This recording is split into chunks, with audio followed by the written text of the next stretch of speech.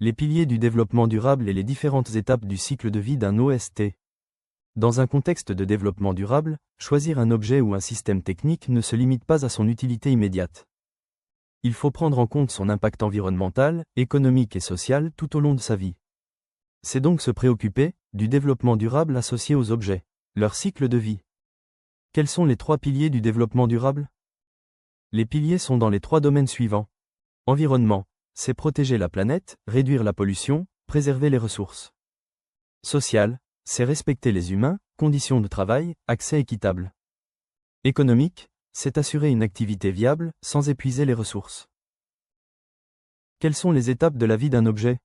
Le cycle de vie décrit le parcours d'un objet de sa création à sa fin. On trouve ces différentes étapes. 1. Extraction des matières premières. 2. Fabrication. 3. Transport. 4. Utilisation.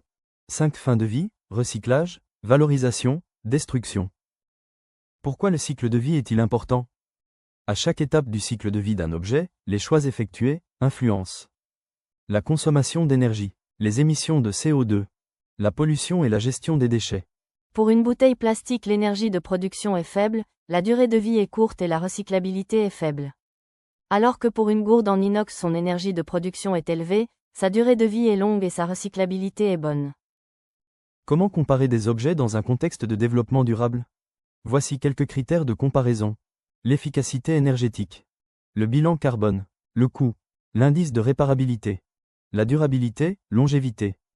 Comment choisir entre 2 objets et systèmes techniques, OST, dans un contexte de développement durable? Je dois acheter un smartphone.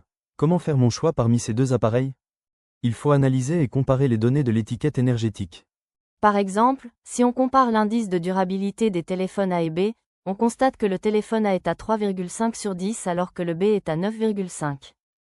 De même, l'indice de réparabilité du téléphone A est à 1,5 alors que celui du B est à 9,5 sur 10. Le smartphone B semble bien meilleur d'un point de vue du développement durable. En synthèse sur le développement durable et le cycle de vie. Dans un contexte de développement durable, pour choisir un objet ou système technique, il faut prendre en compte son impact sur le pilier environnemental, moins de pollution. Le pilier social, conditions de travail équitables. Le pilier économique, produire durablement. Le cycle de vie, analyse de l'extraction à la fin de vie. À retenir. Le développement durable repose sur 3 piliers, environnemental, social, économique. Le cycle de vie d'un OST comporte 5 étapes, extraction, fabrication, transport, utilisation, fin de vie. Choisir un OST durable, c'est comparer ses impacts à chaque étape.